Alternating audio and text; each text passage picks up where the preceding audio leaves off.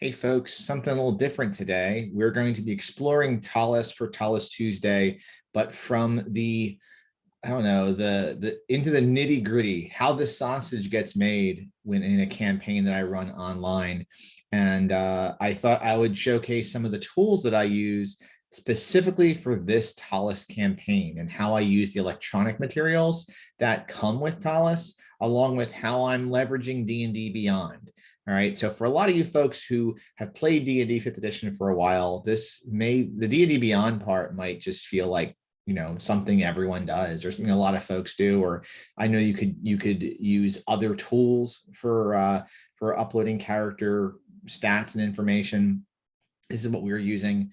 But I for my friends who don't typically use these kinds of tools, I think this will be a fun little behind the scenes. And then for those of you, a few weeks ago or a couple of weeks ago, I went into how I do campaign journaling. I'm going to show you a little bit of that, and as well as how I do adventure planning, and I'll showcase a little of that. I will say some spoiler alerts to my players, so maybe don't watch this video if you're one of my players.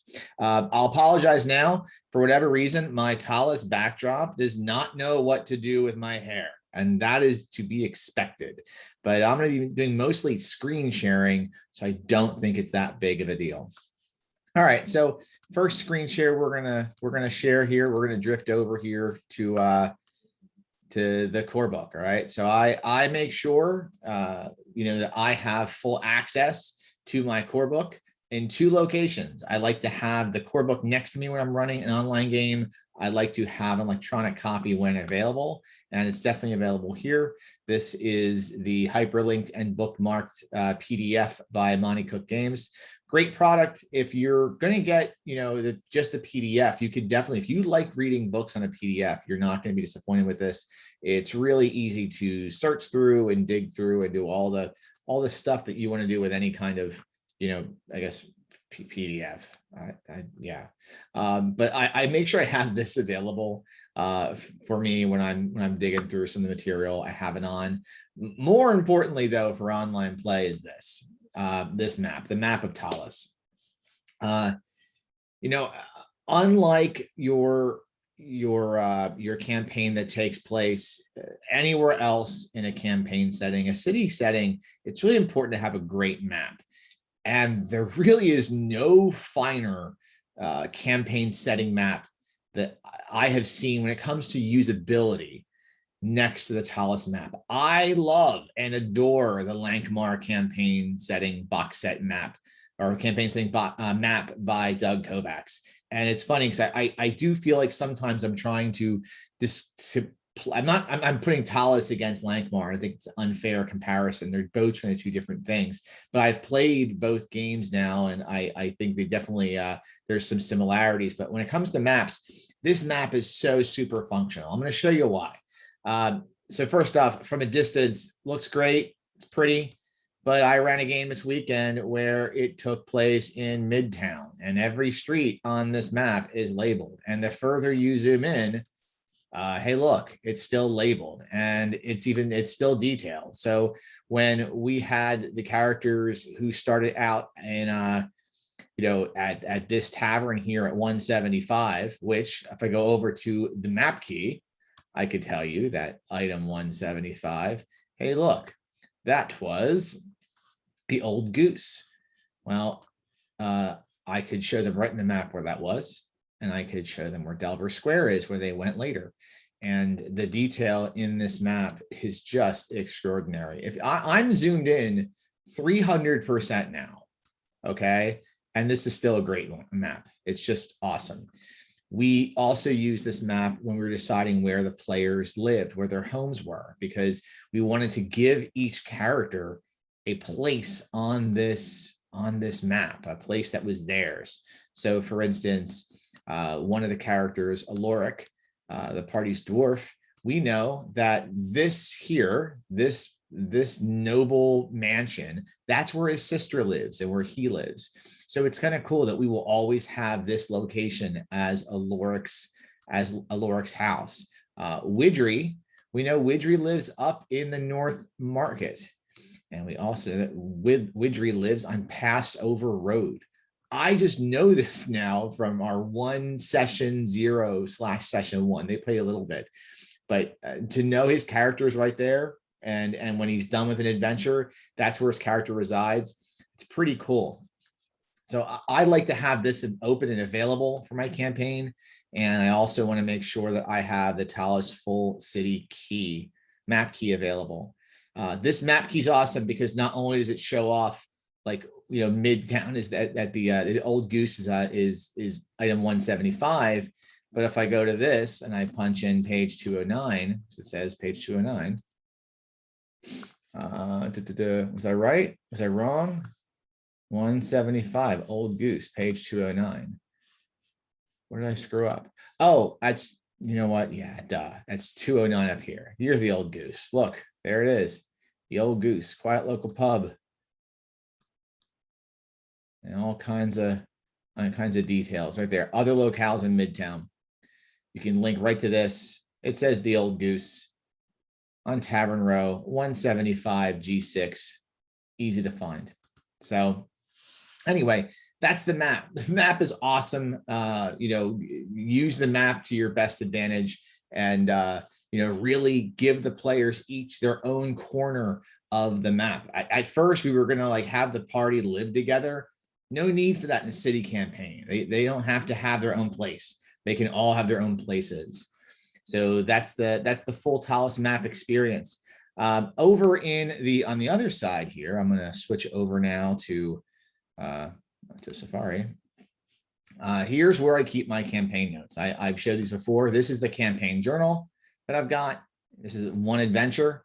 I've got it filled out already with, and my players did a great job. They were filling in their own comments, and they were filling in their own quotes, which is awesome. Some are rated R with regards to language, but nothing really offensive here. Obviously, I have a good group and very respectful of each other, which is really, really cool. I love that. But session 1, when the game takes place, what holiday it is, what characters are present. We were down one character. Zebediah, the cleric, was not able to make it. And this was giving my players the ability to go into this document and add notes was really, really, really helpful. My friend Maitre especially was going in here and updating things, and that kept me kind of on point.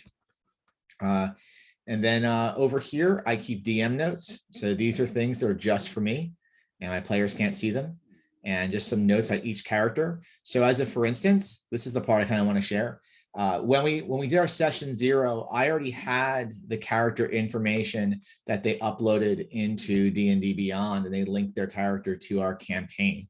So I was able to take a look at each of their characters prior to the game, kind of look at the details. So our party consists of Aloric Ungart, who is in rules wise, is a male hill dwarf wizard. I'm letting everyone start at 3rd level.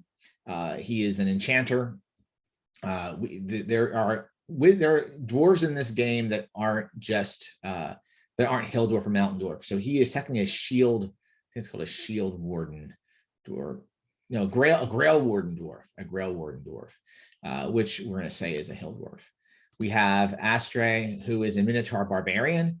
There are Minotaurs in Ptolus, but since there wasn't a Minotaur in the player's handbook, I went and was able to just purchase through the marketplace just the Minotaur ancestry from was it the Ravinka book or Ravnica? Whatever that book is, the one that takes place in the Magic the Gathering world. So here is Astray. We have Widry, who is the party's fiend-packed warlock. We have Zamani, who's the party's Laturian. So a Laturian monk. A Laturian is an ancestry that's just located in Ptolus. It's built for Ptolus, but if you go into the material, like the homebrew materials, you can find a Laturian, and Andy's using one of those. We have Zebediah Cedrin, who is a half-elf cleric. I can kind of go into the description here, and he is an acolyte of Nevastrum, the god of strength and harmony. For someone who has not played around with D&D Beyond ever, and who has not had played with a builder like this since D&D 4e, It did feel a bit like having a Cadillac, or a Lexus compared to my Honda I'm used to, which was interesting. I mean, I'm paying for the version that's like $60 a year, so I'm getting a good bit out of this. I know some people have said you're wasting your money. Okay, it's all for the sake of science, right? So, but anyway, I took all their information there and I put some important information in here, like, what kind of, just some basic details, what their background is, some rumors about their characters, where they live, what their home district is. And then I give them each a chance to have a contact that they could talk with. Some folks, like my friend Shannon, made the contact someone in the game that was actually in the book.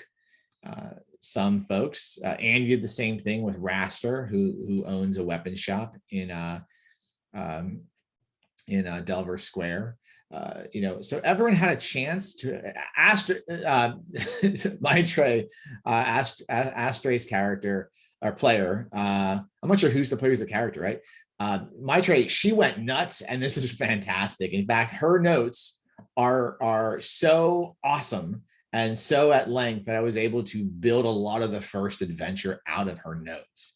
I did make a change to how I'm running the campaign. I'm no longer running the book's adventures. I'm writing my own adventures, and her character was a big part of that. I linked the first adventure is actually linked heavily into 3 of our characters. Our party's cleric, our party's barbarian, and our party's monk. And it centers around the Brotherhood of Redemption. So I've got some notes in here about NPCs. They've met 2 so far that are important. And then this is how I write an adventure. This is the part where players, please don't look at this. I'm gonna show this. Here's the secret of Judge James' adventure design. An adventure I've written looks like this. All right. This is how my adventures look. All right. I don't write, when I'm writing adventures for a campaign that I'm writing myself, I am very careful in that I don't like to write too much at first. I write very, very few notes about things after the first session or the second session.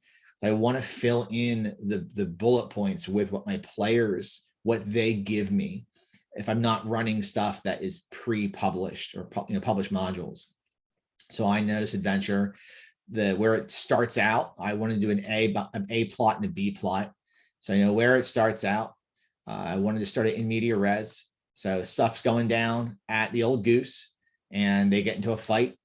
I move into the main plot at the Ghostly Minstrel. So it changes their location. And I started filling in details of this part. When I started, there was only like a main plot and then these lines. I added Gunther Cole and then connected it to a character later. I like that name. So I know in this adventure that I wrote for these characters, they are approached by a representative of the Brotherhood of Redemption who wants the party to go into the sewers and capture a rat lord, a leader of the rat men, capture a rat lord alive and bring them back to the Brotherhood of Redemption to be turned good.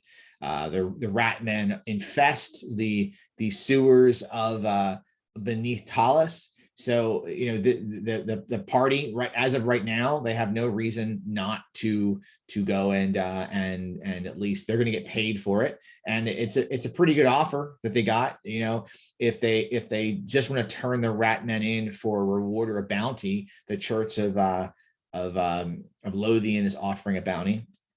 So there's obviously a twist, as you can kind of see it here.